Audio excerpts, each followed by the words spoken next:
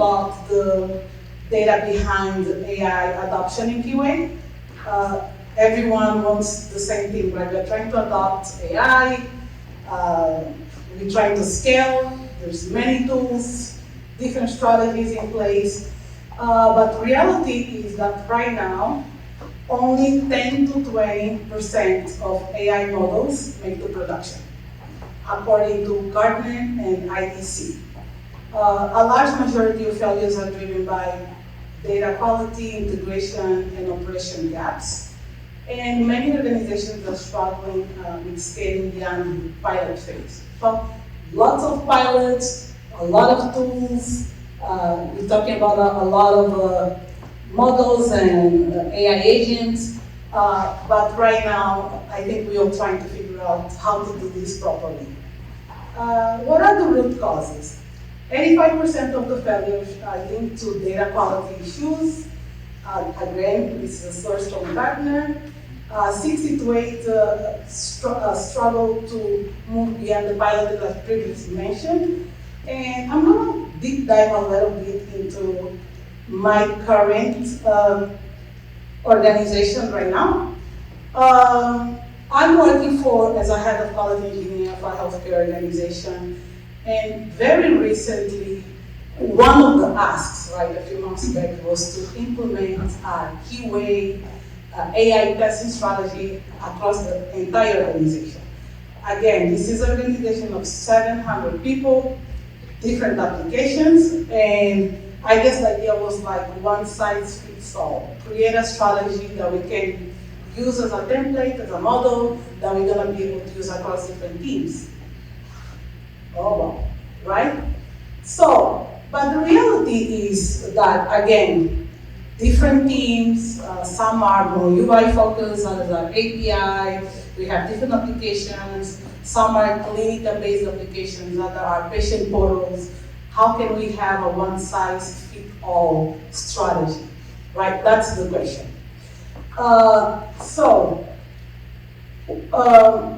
The idea here is just like any other processes. You know, there was a time that we were talking about Agile. The idea is pick a use case.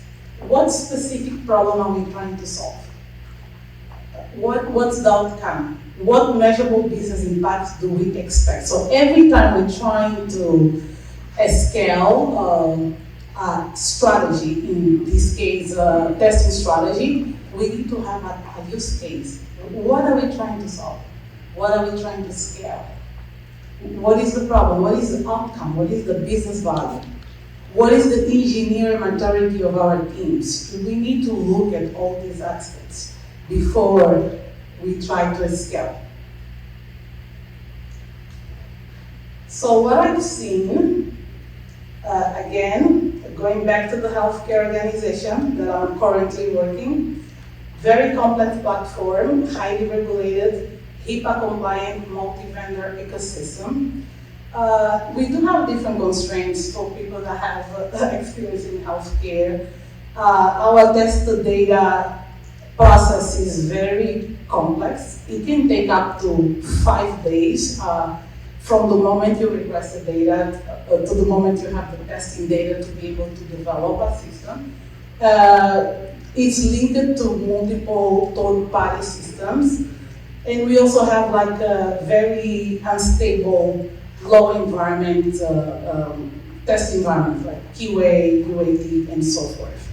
So the question that I have for you today is how can you scale an AI strategy, in this case, a QA strategy, when you don't have your foundation working as expected, right? You don't have a test environment, you don't have a test data mechanism. How can you think about, implementing a tool or a strategy and scale across an organization of 700 plus people? So that's the question. So what went wrong? Again, we have a pretty vast bed of automation. So our automation bed is like 90% completed. We have a lot of different tools. We're using Claude, ChatGPT, Gemini, and so forth to generate our test cases. However, senior leadership is not seeing the benefits that they were expecting to see, because when we execute the scripts, we have a high percentage of failure. So I don't know if you guys are familiar with these cases, but sometimes you can have automation and you can have AI capabilities. However, you won't see the benefits that you're expecting to see because your foundation is not working. So, going to the root cause, organization focus on tools, speed, and automation metrics, right? What is the next tool? How can we automate? How can we move faster and improve the ability to deploy to the market? Instead, from my experience, we should focus in use cases, outcomes, and engineer maturity. I'm a big believer. So once we start creating strategies and allocating capacity for technical data, again, we're not going to stop all of our development to solve these issues, but we can create a strategy that we allocate precision time to look at our low environments, look at our test data, and so forth. It could be like a different issue. We will be able to start scaling and seeing the benefits of integrating AI into our pipelines. AI is not a strategy, use cases are. Organizations today are optimizing for what's easy to measure, right? So one of the questions that I ask is like, how many test cases were we able to generate using AI? How much automation we have? What tools do we have in the pipeline, right? So we are really focusing in the wrong things here. But these metrics create false sense of progress, right? We can have like 100% of automated test cases, but if we execute those test cases and we have a high failure, right? We pretty much not scaling. They don't answer the real question. Are we catching the right defects, right? That's another question. So we can have automation, we can use AI tools, but are we catching the defects? Like, are we prioritizing the right use cases? So these are questions that we need to be able to ask and answer. Are we improving release confidence? Are we reducing business risks?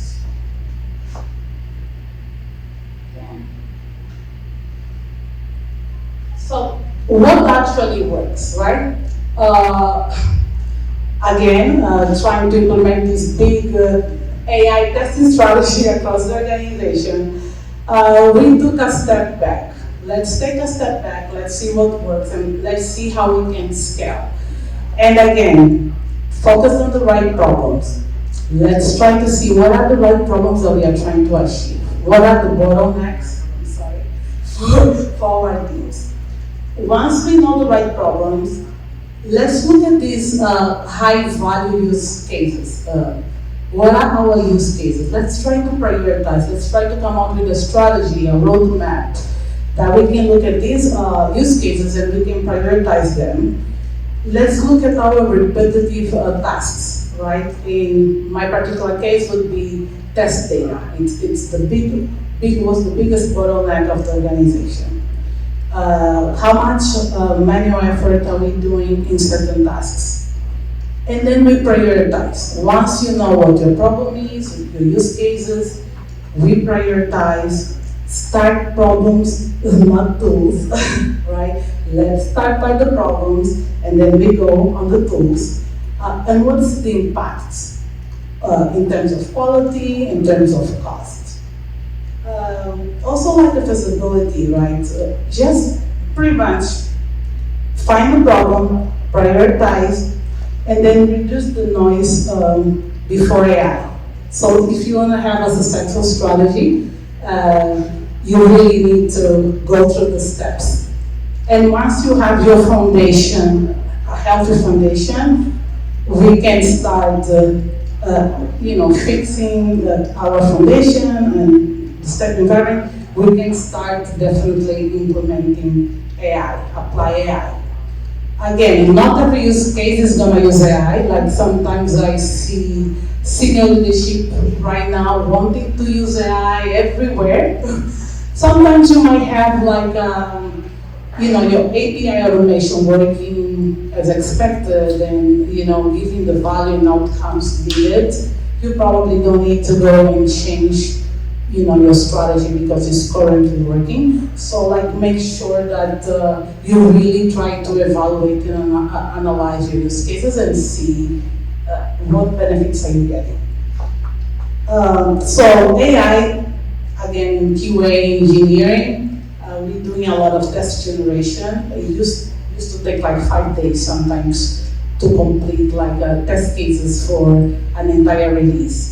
Right now, we have different tools that we can generate test cases. Again, we still need to verify those test cases to make sure that we are testing the right feature. We use AI for failure triage, even the test data, right? So we can use in many different areas, but for you to see your value, really try to have a roadmap, identify the priority use cases, and you'll be able to better measure. Start small, low risk, prove the value quickly, and focus on these early big wins. Big wins are very important, right? If you cannot have big wins, leadership might lose confidence in your strategy. So the reality of AI in QA, as I mentioned previously, I would say that most AI pilots never scale. Like example, in our particular case, we were using Playwright that was integrated with the Copilot and MCP. Again, 90% of test cases automated, but we were really struggling to show the benefits of what we were doing to leadership because our test cases were just bleeding and failing left and right. So try to really follow, look at the foundation before anything else. Failures repeat across organization. Leadership is going to lose the confidence, as I mentioned before. So this is not a technology problem. I always say it's not a technology problem. There's a lot of technology right there, right now. We have a lot of tools, we have a lot of technology, but to me, it's more like a process and strategy problem. Because right now, it's amazing. I was talking to Walter. Just so many things out there that can help us honestly become more efficiently. But we need to have the right mindset, the right foundation, and the right processes in place for us to be able to scale confidently. Data and environments collapse first. AI amplifies existing instability. Actually, like when we look at our automation, it was telling us what the problem was, which was, the environment. Our scripts were failing because of test environments. So it's going to expose the issues faster, or the challenges. Processes determines scale. And for leadership mistakes, expecting instant return on investment. Okay. So now we have this AI tool, we need immediate return on investment, right? So that's one of the mistakes. First one, QA strategy across all teams, focus on smaller problems, user cases, quick wins, and then scale. Measuring adoption instead of impact. So some of the takeaways, AI scales capabilities, not maturity. AI dramatically increases capability. For example, you can increase more test cases, you can be able to generate test cases faster instead of days. It's gonna take minutes or seconds.